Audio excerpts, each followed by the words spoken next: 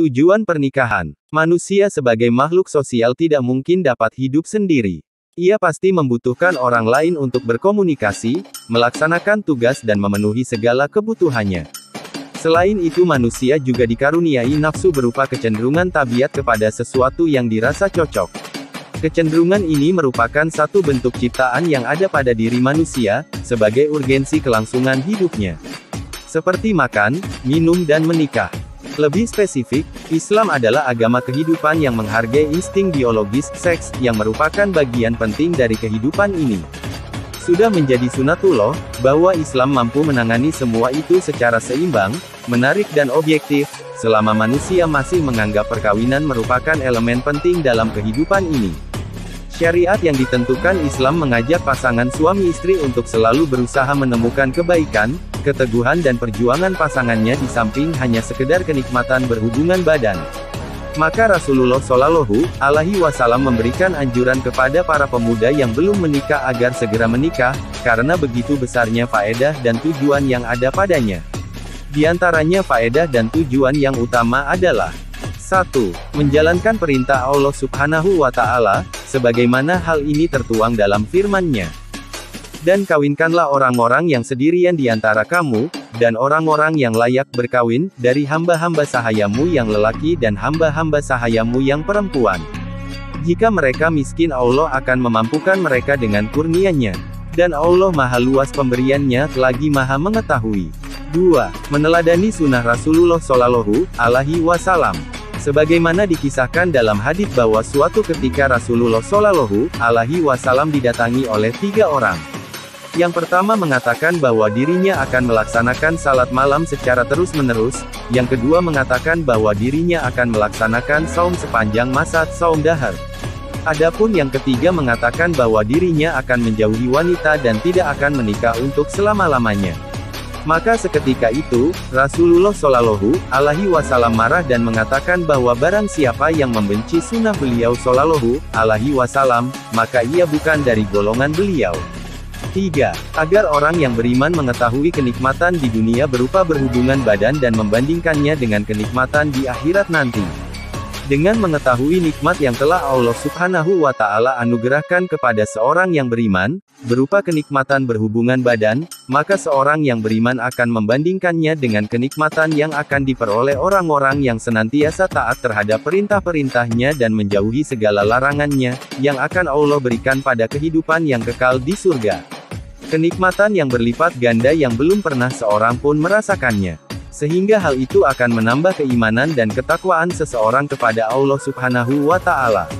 Seperti disebutkan dalam sebuah hadits yang diriwayatkan oleh Anas bahwa Rasulullah Shallallahu Alaihi Wasallam bersabda, orang beriman kelak di surga diberi kekuatan bersetubuh sekain dan sekian. Ada sahabat yang bertanya, wahai Rasulullah, apakah mampu seperti itu? Beliau menjawab, mereka diberi kekuatan 5-100 kali lipat. 4. Menciptakan ketenangan jiwa dan rasa kasih sayang antara suami istri. Allah Subhanahu berfirman, dan diantara tanda-tanda kekuasaannya ialah Dia menciptakan untukmu istri-istri dari jenismu sendiri, supaya kamu cenderung dan merasa tentram kepadanya dan Dia jadikan di antaramu rasa kasih sayang.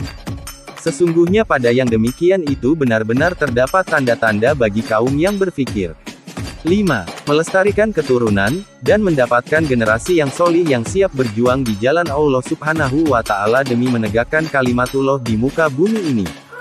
Suatu hal yang lebih urgen pada pernikahan bukan hanya sekedar untuk memperoleh anak, akan tetapi berusaha mencari dan membentuk generasi yang berkualitas, yaitu mencari anak yang solih dan bertakwa kepada Allah SWT yang siap mengemban dakwah dan berjihad di jalannya demi menegakkan kalimatullah di muka bumi ini. Generasi seperti inilah yang sangat diharapkan kelahirannya di muka bumi ini oleh Rasulullah Shallallahu Alaihi Wasallam.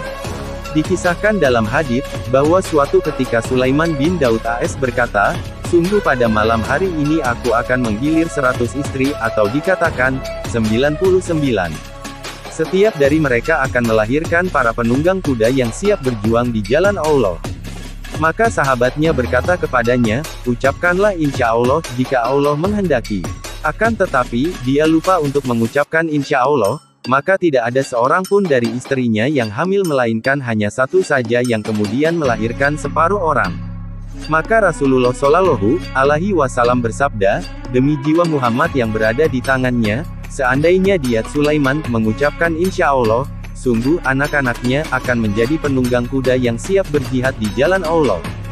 Keturunan yang solid tidak akan diperoleh melainkan dengan pendidikan Islam yang benar. Oleh karena itu suami istri bertanggung jawab dalam mendidik, mengajarkan, dan mengarahkan anak-anaknya ke jalan yang benar yang diridai oleh Allah Subhanahu wa Ta'ala.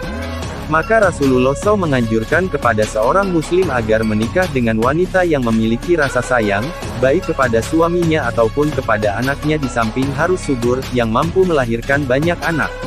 Beliau Shallallahu Alaihi Wasallam bersabda, nikahilah wanita yang subur dan penyayang. Sesungguhnya aku bangga dengan banyaknya umatku pada hari kiamat. 6. Menjaga kemaluan, menundukkan pandangan dan memelihara kehormatan wanita. Islam memandang pernikahan dan pembentukan keluarga sebagai sarana efektif untuk memelihara pemuda dan pemudi dari kerusakan, dan melindungi masyarakat dari kekacauan. Rasulullah Shallallahu Alaihi Wasallam bersabda yang artinya, wahai para pemuda, barang siapa di antara kalian berkemampuan untuk nikah, maka nikahlah, karena nikah itu lebih menundukkan pandangan, dan lebih membentengi farji kemaluan. Dan barang siapa yang tidak mampu, maka hendaklah ia saum, karena saum itu dapat membentengi dirinya. Rasulullah SAW juga bersabda bahwa sesuatu yang banyak menyebabkan manusia tergelincir ke dalam neraka, adalah mulut dan kemaluan. 23. 7. Meredam syahwat dan menyalurkannya kepada sesuatu yang halal demi mengharapkan pahala dan ridha Allah Subhanahu wa Ta'ala. Rasulullah Shallallahu Alaihi Wasallam bersabda, dan hubungan badan di antara kalian adalah sedekah. Para sahabat bertanya, wahai Rasulullah, mengapa seseorang yang menyalurkan syahwatnya mendapatkan pahala? Beliau bersabda, tidakkah kalian ketahui, jika ia menyalurkannya pada sesuatu yang haram, maka ia akan mendapatkan dosa. Adapun jika ia menyalurkannya pada yang sesuatu yang halal, maka ia akan mendapatkan pahala. 8. Mencegah tersebarnya perzinaan dan penyakit menular di kalangan umat Islam.